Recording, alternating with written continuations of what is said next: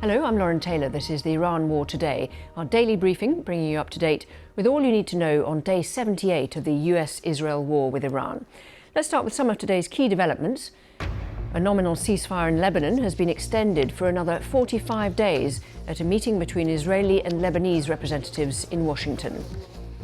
But the fighting continues, with Israeli airstrikes in southern Lebanon killing 6 people, including 3 paramedics, according to Lebanon's health ministry. We were hoping that the ceasefire would cover all of Lebanon, and first of all the south of Lebanon. What matters to us is that the firing in the south stops so that people can finally rest. Iraq reveals that its oil exports through the Strait of Hormuz plunged in April. We discuss the impact of the war on the wider region and how previous alliances are now changing. It's one day after a nominal ceasefire in Lebanon was extended for another 45 days, and the Israeli military has begun a new wave of airstrikes. They say they're targeting Hezbollah sites in southern Lebanon. Among the locations struck were buildings in the southern Lebanese city of Tyre, hit after being told by Israel's military to evacuate. Our correspondent Emir Nader has more on the fighting and what it means for the ceasefire. Already we've seen a pounding of southern Lebanon by Israeli airstrikes. In one case, 6 people killed, including 3 Lebanese paramedics. And Israeli authorities have reported an aerial object entering the north of Israel. Now, there is weeks ahead before renewed ceasefire negotiations, where some of the thorny topics, including Hezbollah disarmament and the withdrawal of Israeli troops from southern Lebanon, are to be discussed, which would provide a durable peace for the two countries. For the over 1 million Lebanese people who are displaced, it doesn't look like there will be any respite anytime soon. While many people in Lebanon, especially those from the south, have been displaced by the conflict, they've been telling journalists their thoughts on what the ceasefire means. This is not a ceasefire. This is conspiracy or an adventure or a stage film they put in together. Just a while ago there was a warning and the shelling is happening in about here. What ceasefire are they talking about? The news is not reassuring at all because everything is complicated. If there's supposedly a ceasefire while the shelling and attacks are still continuing, then what kind of ceasefire is that? We were hoping that the ceasefire would cover all of Lebanon, and first of all the south of Lebanon. What matters to us is that the firing in the south stops so that people can finally rest, return to their homes and settle in them. BBC Arabic's Rami Rouhaim is in Beirut. So Emir mentioned casualties there. Lebanon's health ministry saying 6 people have been killed. Yes, the 6 people killed yesterday. Today, they have not yet released a statement, the Lebanese Ministry of Health, but we're talking approximately 700 people killed since the first announcement of the ceasefire, which is why, as we heard, people are saying there's no ceasefire. There's absolutely no ceasefire in South Lebanon, in the Beqa, and the statements coming out of Washington following these talks are detached from reality, whether the State Department statement or the Lebanese delegation's statement, which talks about some kind of breakthrough for Lebanon and material progress in favor of Lebanon. There's no such thing on the ground. Israel has resumed.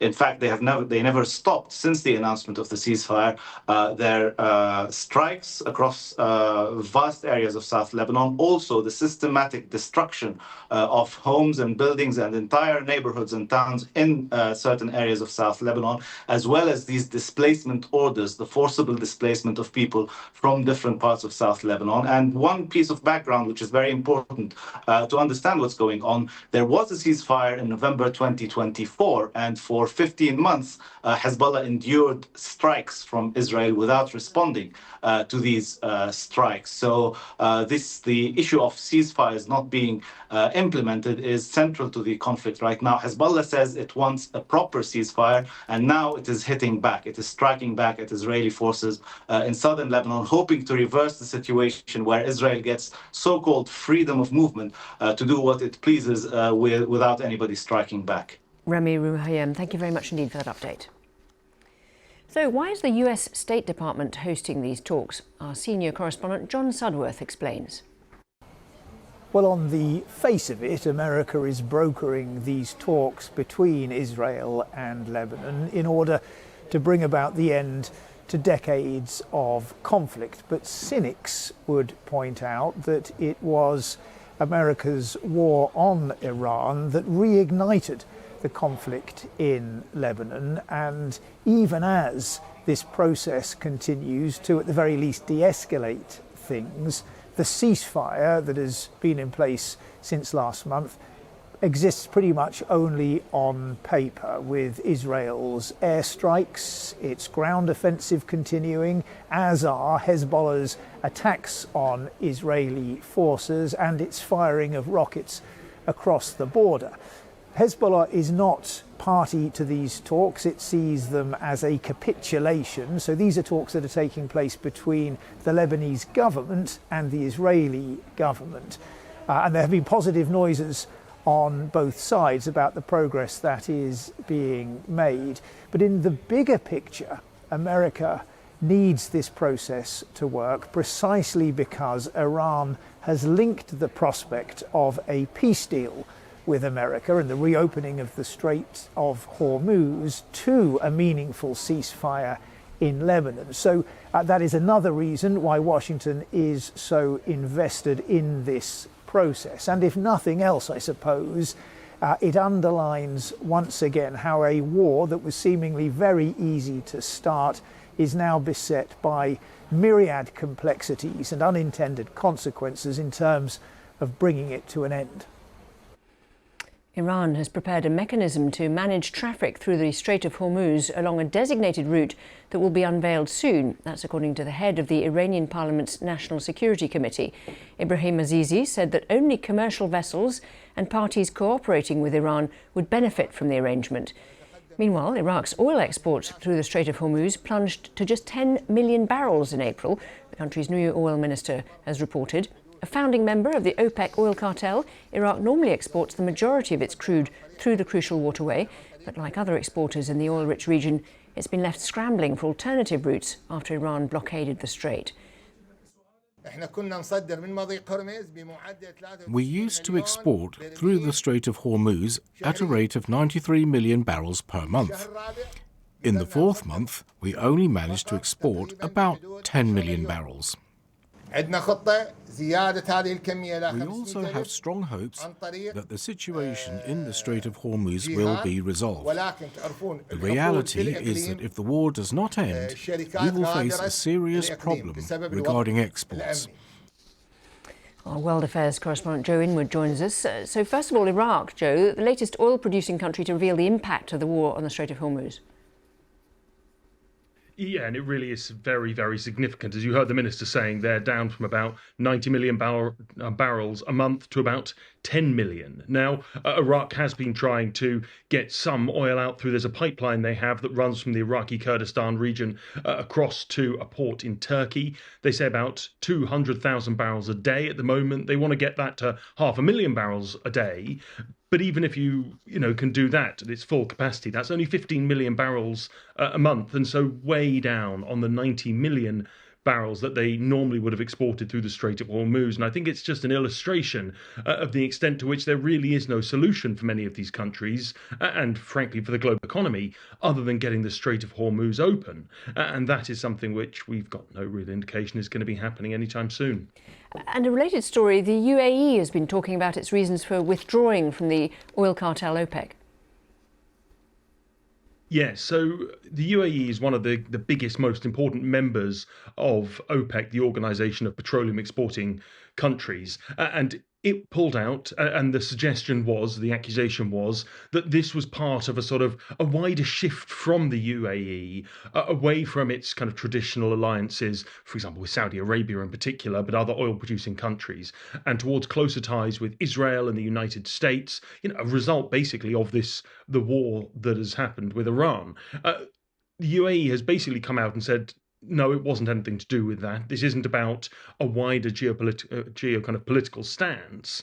This was about our economic development, our desire to be able to be flexible in the future. That's their position. I don't think everyone is going to be taking it at face value, though. And just staying with the UAE, its foreign ministry issuing a statement about its defensive measures, possibly a reaction to news reports that it's been involved in direct strikes on Iran. Yeah, so this responds to, well, actually, it doesn't directly respond to, but it's in the context of a story in the Wall Street Journal, the American newspaper, last week, which basically said that the UAE and Saudi Arabia had been involved in direct strikes on Iran during the war. It's not suggesting this happened recently, but previously the UAE had basically suggested they were only taking part in defensive actions, shooting down Iranian missiles. The claim was that actually they had targeted Iranian sites, going for missile production facilities, for drone launch strikes, that sort of thing. And what the UAE, they didn't directly respond to this story, but what they've done is they've put out a statement saying that anything they did was a defensive measure. It was to defend their civilian population, to defend their critical infrastructure and their sovereignty. And you could argue, as many people have, that striking the site of a missile launcher, which is going to attack you, is a defensive action. It's certainly something which the British government has suggested in the past. But so this is something of a development and feeds into a sort of a deepening row between the UAE and Iran. Joe Inwood, thank you very much indeed. So as we look across the region, we see again several consequences to the Iran war. Are the different strands coming together, or are the issues still too disparate to resolve? With me is Parham Gobadi from BBC Persian. Iran's media is reporting now that Pakistan's Interior Minister has arrived in Tehran. Tell us about the significance of that.